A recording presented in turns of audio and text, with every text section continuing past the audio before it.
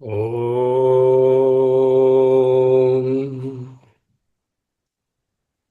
ఓం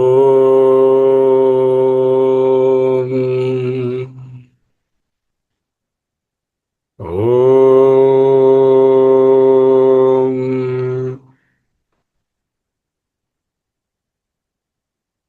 జాగ్రత్తగా ఏకాగ్రంగా కూర్చోండి. రిలాక్స్డ్గా ఉండండి. అహమస్మి అహమస్మి అహమస్మి. సర్వధర్మాన్ పరిత్యజ్య మామేకం శరణం వ్రజ. అహం త్వా సర్వ పాపేభ్యో మోక్షయిష్యామి మా శుచః. ఈ ప్రొఫౌండ్ ఇన్స్ట్రక్షన్ని ఒక్కొక్క పదంగా జాగ్రత్తగా ఇంతవరకు చూసుకుని వచ్చాం. ఈనాటితో ఈ విశ్లేషణ మోస్ట్లీ కంప్లీట్ అవుతుంది. ఆఖరి ఇన్స్ట్రక్షన్ మా శుచః. మా శుచఃకి వెళ్ళడానికి ముందు భాష్యంలో రెండు అద్భుతమైనటువంటి వాక్యములు గలవు. లాస్ట్లో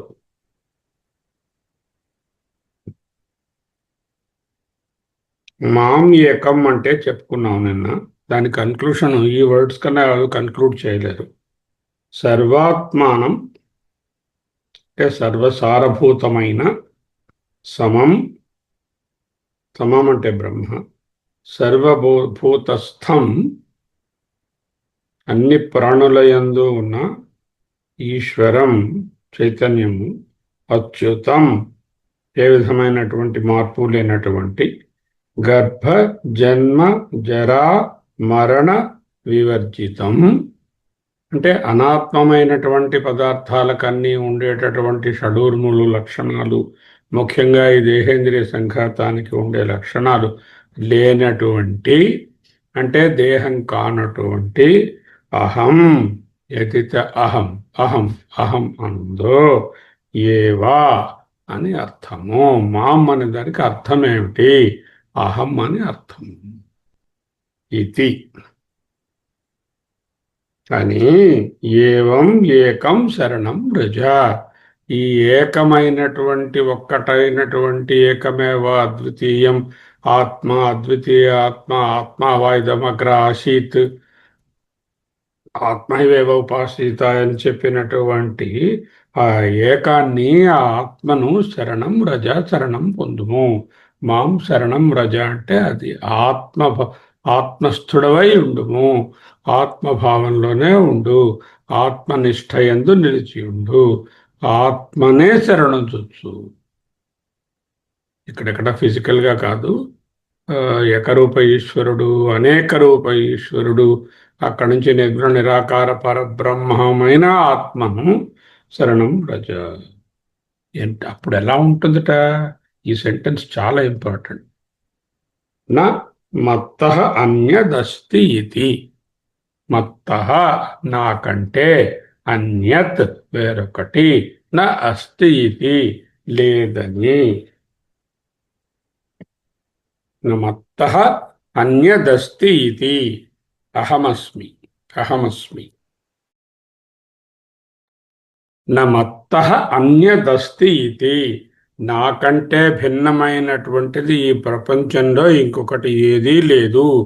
ఇహ ఈ ఆత్మస్వరూపమునందు నానా అస్తి కించన, నేహ నానాస్తి కించన, మత్తః పర అన్యత్ న అస్తి. మత్తః పరతరం న అన్యదస్తి న అన్యత్ కించిదస్తి ధనంజయ. మయి సర్వమిదం ప్రోతం సూత్రే మణిగణ ఇవ. ఆ శ్లోకంలో కూడా మత్తః పరతరం న అన్యదస్తి అంటే నాకంటే వేరైనది ఏదీ లేదు. నేను అంటే ఈ డైరెక్ట్గా దేహంతో తాదాత్మ్యం చెందుతున్న సో అండ్ సో ఫలానా ఫలానా దేహేంద్రియ సంఘాతము కానే కాదు అని ఎప్పుడో తెలిసిపోయింది. అటువంటి స్థితిలో నాకంటే అన్యము వేరే లేదు ఇది అని అవధారయ పూర్తిగా గ్రహించు ఇది అర్థ. ఇది మామేకం శరణం రజ తలుక అర్థం అంటూ చెప్తున్నాను. So it's very interesting. I will release you from all పాపాస్, సర్వ పాపేభ్యో మోక్షయిష్యామి అని ఒక ప్రామిస్ చేశారు. Does it mean that you give up all dharmas and surrender to only one God, Krishna, and he will release you from all papas? How is it possible? Papas are done by you and your karma kritam, and the Bhagavan Ishvara who is outside other than you, a Krishna or a Rama or any other Sakara Rupa, how can it release you from all the sins and keeping you intact with all the punyas? It's not possible. Don't worry. Keep killing, keep stealing, keep committing all sorts of atrocities for the society, create as much as havoc as you can. ఇప్పుడు చూస్తున్నట్టుగా ప్రపంచంలో జరిగినటువంటి అన్ని రకముల అనర్థాలను చేస్తూ ఉండు. I will give you moksha from papas. Only one condition, you surrender to me. Is that the meaning of this profound verse? Exactly it is the opposite. To make sure that this verse is not misunderstood in this fashion, Shankaracharya garu em cheptunnaru, what kind of you is released? You are released from all the sarva papabhyo. ఎవరా నేను? నేను పాపముల నుంచి విడిపడింది? ఏదైతే దేహేంద్రియ సంఘాతం కాదో, ఏదైతే మత్తః అన్యత్నా అస్తి అనేటటువంటి భావంలో ఉన్నారో అటువంటి నేను రిలీజ్ అవుతుంది. ఈ దేహేంద్రియ సంఘాతానికి ఉన్న పాపములను తొలగించుట పాపము చేసిన వాడికే సాధ్యం కాదు. భగవంతుడిని వేరే ఉన్నా కూడా ఆయన చేయను లేడు, చేయకూడదు, చేయడు. భగవంతుడు వేరే లేడు. ఎవరైతే నాకంటే అన్యము లేదని తెలుసుకుని ఆత్మభావంలోనే ఉంటారో అటువంటి వాళ్ళు పుణ్యపాపాలకు అతీతులు అవుతారు. అది అక్కడ ఉన్నటువంటి ప్రామిస్. సత్యం జ్ఞానం అనంతం బ్రహ్మ అన్న, సచ్చిదానంద ఆత్మ అన్న ఒకటే. సత్యం జ్ఞానం అనంతం బ్రహ్మ. బ్రహ్మవాచకంగా చెప్తే సత్యం జ్ఞానం అనంతం అంటాము. సచ్చిత్ ఆనంద ఆత్మ ఆత్మవాచకంగా చెప్తే ఇది చెప్తారు. రెండు ఐడెంటికలీ ఈక్వల్ అని చెప్పకూడదు, రెండు ఒక్కటే. They are not identically, there are two entities like A is identically equal to B, not like that. A is B, B is A, there is only one. What you are seeing is Atma only. B, Brahman is nothing but Atma. A is Atma, B is Brahman. You yourself, without the Dehendriya conditioning, is the Atma, and of course you are released because you no more the Deha.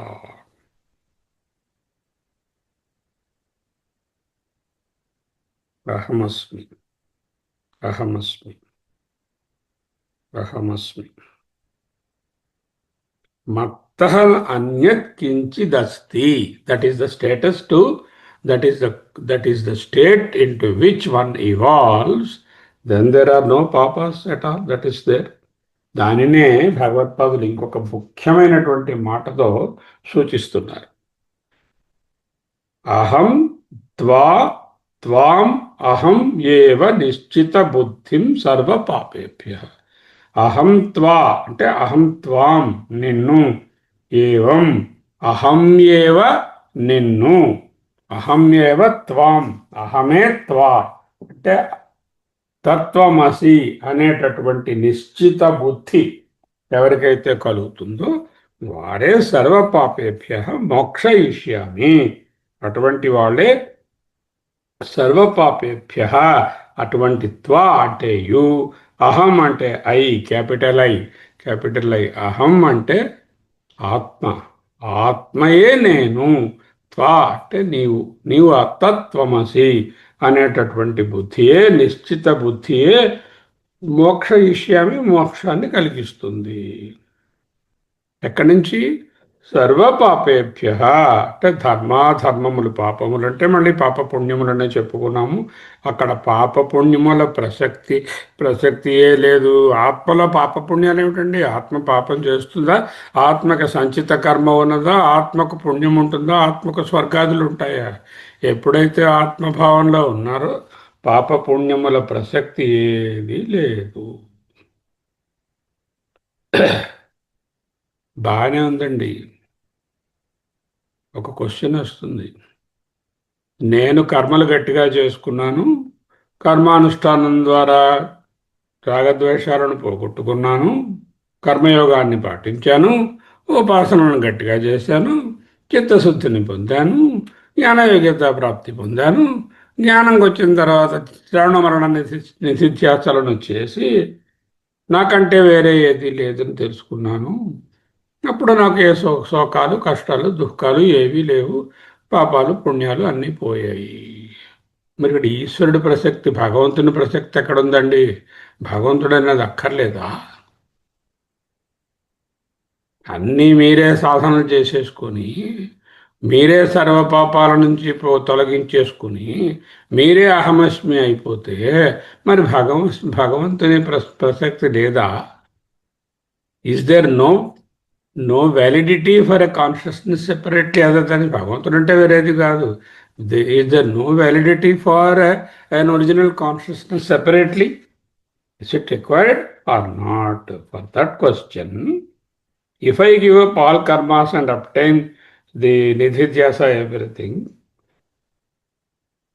it is like saying, you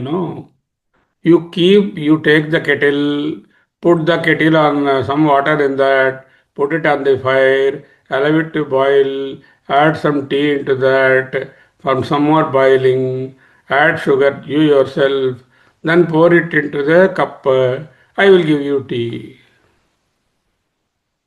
అంటే ఆ kettle tea ఇవ్వడంలో దాని తాలూకా ప్రాధాన్యత ఎంతో, ఇక్కడ భగవంతుని యొక్క ప్రాధాన్యత లేక సూపర్ కాన్షియస్నెస్, ఒరిజినల్ కాన్షియస్నెస్ యొక్క ప్రాధాన్యత అంతేనా అనే సందేహం వస్తుంది.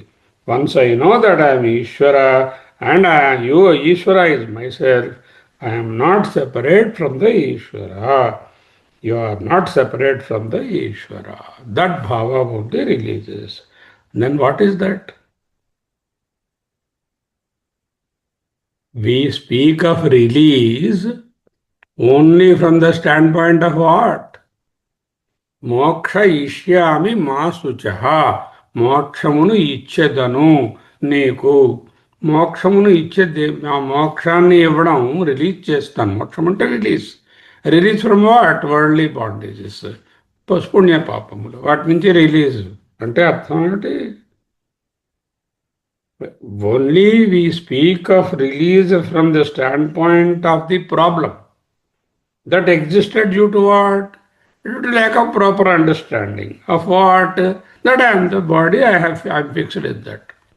నేను దేహము అనేటటువంటి ఫాల్స్ అండర్స్టాండింగ్ వలన ఈ పుణ్యపాపాలు నా చుట్టూ అంటుకుని ఉన్నాయి నాకు.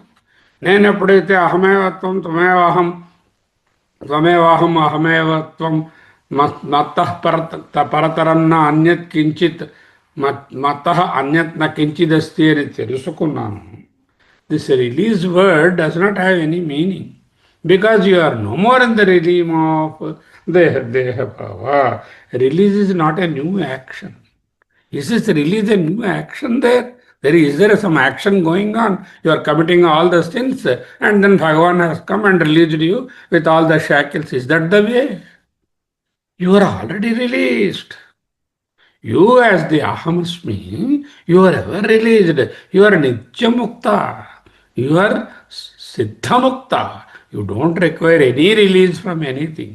What is obstructing is only a false identification and false shackles I am having. నాకు ఈ విధమైన బంధములున్నవి, పాపములున్నవి, పుణ్యములున్నవి, వానిని భగవంతుడు తొలగించును అనేటటువంటి అజ్ఞానమైన భావమే మోక్షానికి అడ్డుగా ఉన్నది.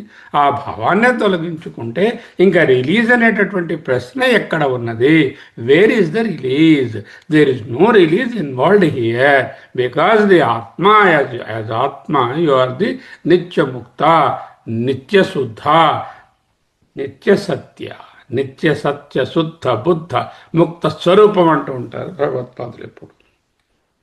So Shankara, lord Shri our Shankaracharya takes care of this very neatly by saying that the release is by means of, what is release now? Shankaracharya has to define and tell what is release. Now he is defining. What a beautiful word. Mokshayishyami means సర్వ ధర్మ అధర్మ బంధన రూపేభ్య, అటువంటి సర్వధర్మ అధర్మ బంధన రూపమైనటువంటి సంసారము నుంచి మోక్షయిష్యామి అంటే స్వాత్మభావ ప్రకాశీకరణేన, స్వ ఆత్మభావమును ప్రకాశింపచేయుటయే రిలీజ్. స్వ అంటే నీ యొక్క ఆత్మభావమును అంటే ఆత్మస్థితిని, అహమేవాహం అనే దానిని, అహం బ్రహ్మాస్మి అని కూడా అక్కర్లా, అహమేవాహం నేను నేనే, ఆత్మ నిత్యముక్త నిత్యశుద్ధ, దానికి రిలీజ్ ఏమీ లేదు. స్వాత్మభావేన ప్రకాశీకరణేన ఉక్తం అంటే మోక్షయిష్యామి అంటే ఏం చెప్పబడిందయ్యా? స్వాత్మభావేన ప్రకాశీకరణేన ఉక్తం. ఇంత ముందే చెప్పారు ఈ విషయాన్ని. ఎక్కడ చెప్పారు? నాశయామి ఆత్మభావస్థః జ్ఞానదీపేన భాస్వత. ఆత్మభావస్థః, ఆత్మభావములో ఉన్నవాడికి సకల పాపములను నాశయామి తొలగించదను, జ్ఞానదీపేన భాస్వత అంటే జ్ఞాన హృదయాకాశంలో ఉన్నటువంటి జ్ఞానదీపంతో వెలిగిపోయే వివేక జ్ఞానమనే ఏకత్వ జ్ఞానమనే దీపంతోనే అజ్ఞానం పోతుంది అని 10-11లో చెప్పబడినది. ఇక్కడ మోక్షయిష్యామి అనేదాన్ని చాలా జాగ్రత్తగా అర్థం చేసుకోవాల్సినటువంటి. అప్పుడు ఇంకా లాస్ట్ ఇన్స్ట్రక్షన్లో ఆ ఫలశ్రుతి లేకపోతే ఒక క్యారెట్ చూపిస్తున్నాడు, డాంగ్లింగ్ క్యారెట్. ఏమిటి? మా శుచ, నీకు ఇక మీద కష్టాలు దుఃఖాలు ఉండవు అంటే, కష్టాలు దుఃఖాలు ఉండే స్టేట్లో ఉంటే కదా కష్టాలు దుఃఖాలు ఉంటారు. మీరున్నారండి, దేహం అనుకుంటే కష్టం దుఃఖం, దేహమే లేదనుకోండి, ఒకవేళ ఒక వ్యక్తి మరణించాడు, అప్పుడు వాడికి కష్టాలు సుఖాలు ఉంటాయా? ఉండవు. ఇప్పుడు ఇది అటువంటిది కాదు కదా. దేహముతో ఉండగానే కష్టాలు సుఖాలు ఉండవు. అంటే మా శుచ అంటే ఏడవక్కర్లేదు, దుఃఖించక్కర్లేదు. ఎందుకు? నేను దేహంతో ఉండగానే దేహం కాను, నేను కర్మలు చేస్తూ ఉండగానే కర్మిష్ఠుని కాను, నేను ఉపాసనలు చేస్తున్నా ఉపాసకుడను కాను, నేను ఆత్మభావంలో ఉన్నాను.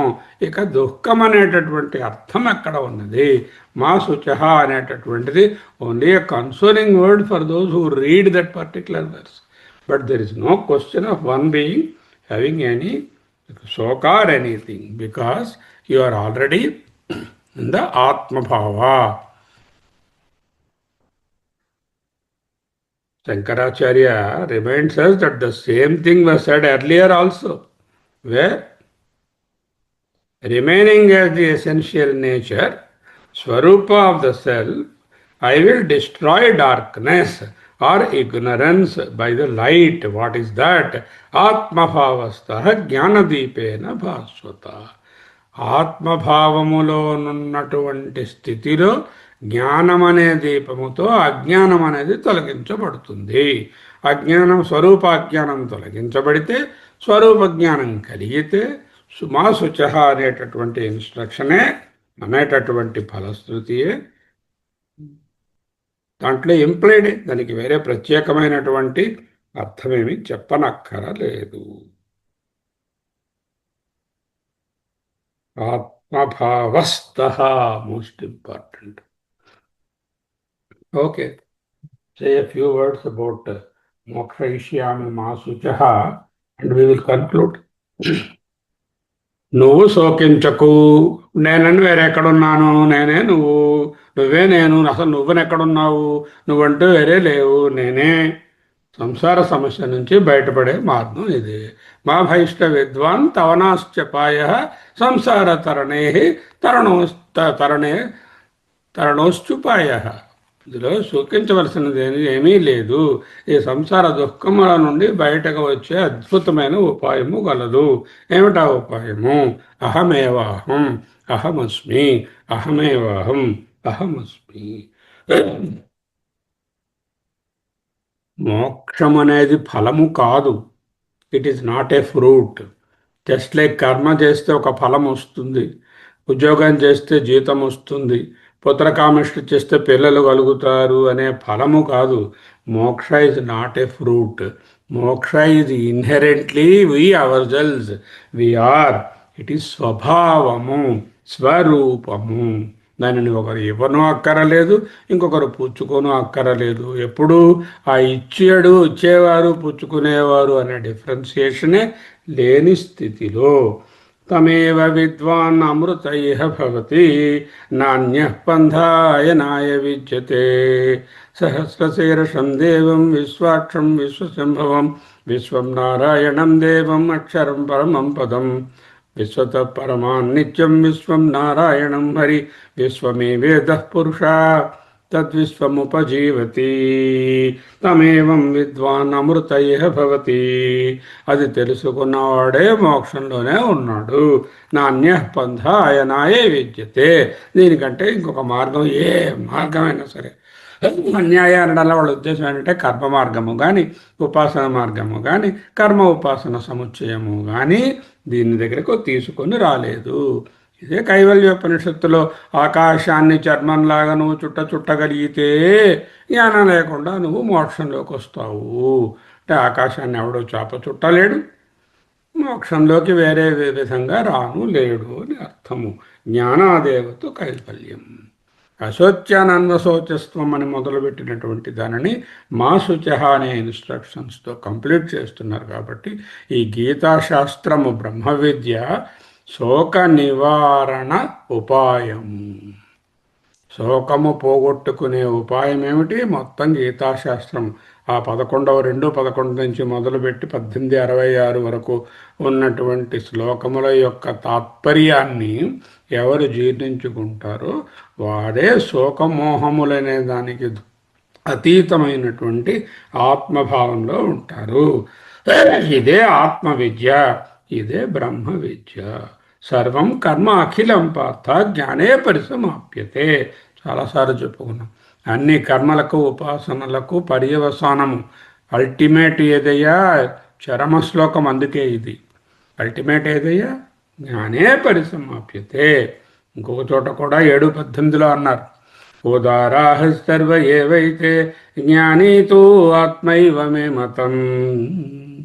అన్ని రకాల వాళ్ళు కూడా ఉదారులే. వాళ్ళందరూ కూడా చాలా ఎన్ని రకాలైనటువంటి భక్తులు పాటించినా, ధ్యానాలు చేసినా, కర్మలు చేసినా, ఉపాసనలు చేసిన వాళ్ళందరూ ఉదారులే. చేయవలసినదే, మంచిదే.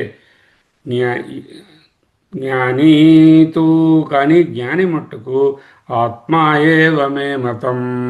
జ్ఞానియే ఆత్మ అంటే నేను అని అర్థం. నేనంటే యూనివర్సల్ కాన్షియస్నెస్, ఆత్మ బ్రహ్మ. ఆస్థితః సహి యుక్తాత్మా మామేవానుత్తమాం గతిం. అటువంటి వాడు అనుత్తమమైనటువంటి సూపర్లేటివ్ పొజిషన్ అయినటువంటి మాం అంటే ఆత్మను, బ్రహ్మను, యుక్తాత్మ ఆస్థితః అటువంటి దాని అందే ఉంటాడు. కాబట్టి సర్వధర్మాన్ పరిత్యజ్య అనగా సర్వకర్మలను పరిత్యజించి, అంటే సర్వకర్మ జ్ఞాన సన్యాసాన్ని చేసి, జ్ఞానంతో సర్వకర్మలను త్యజించి నైష్కర్మ్య సిద్ధిని సాధించుకొని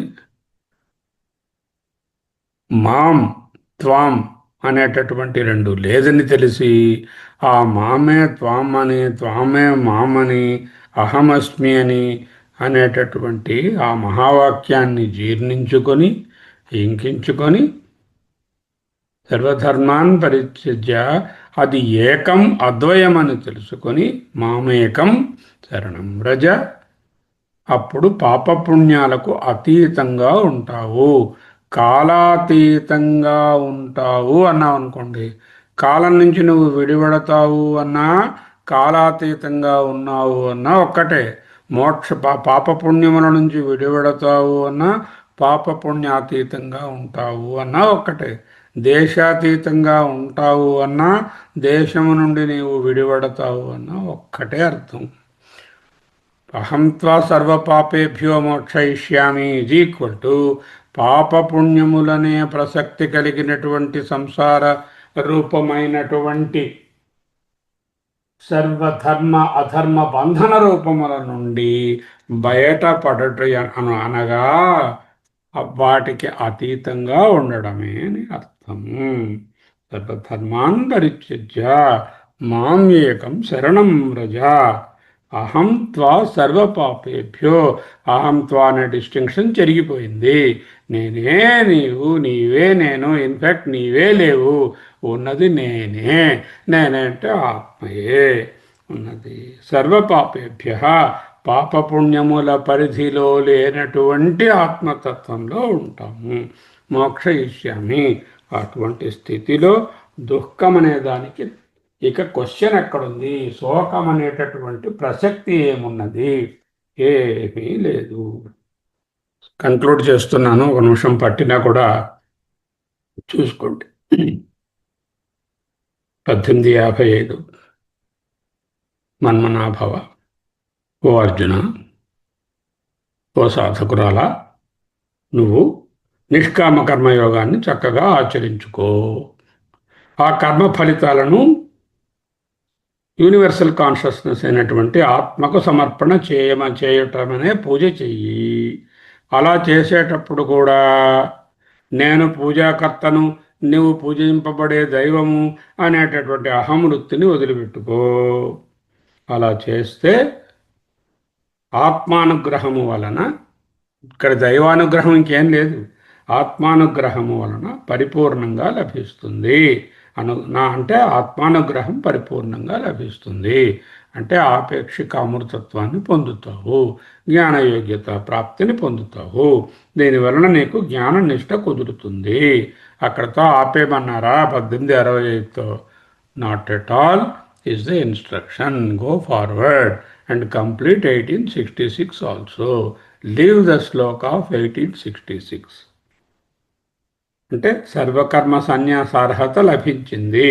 సర్వకర్మ సన్యాసమైనటువంటి నైష్కర్మ్య సిద్ధిని సాధించుకుంటే, అది స్థిరమైతే నువ్వు శుద్ధ జ్ఞాన స్వరూపమైనటువంటి ఆత్మరూపంగా ఉండిపోతావు.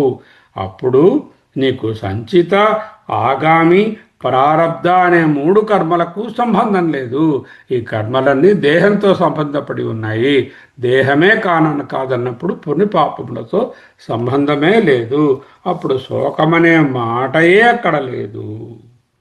భగవద్గీతలో 2 నుంచి 17వ అధ్యాయం దాకా చెప్పిన సాధన సోపానాలన్నిటి సారాంశము ఈ 2 మాటలే ఇప్పుడు చెప్పుకున్నవి. మన్మనాభవ, సర్వధర్మ.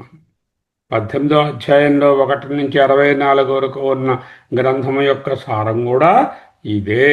చివరికి సారానికే సారంగా ఉన్నటువంటి 65, 66 శ్లోకాలలో కూడా అందించబడినటువంటి అమృతమయమైనటువంటి బోధన ఇదియే. అందుకే భగవద్గీతాసు బ్రహ్మ విద్యాయాం అంటూ చెప్పుకుంటాం. ఈ బ్రహ్మ విద్యను ఇంతవరకు చదువుకునే అదృష్టము మనకు కలగడం వలన చాలా ఉపయోగము. ఇంకా వచ్చే శ్లోకాన్ని రేపు చూసుకుందాం.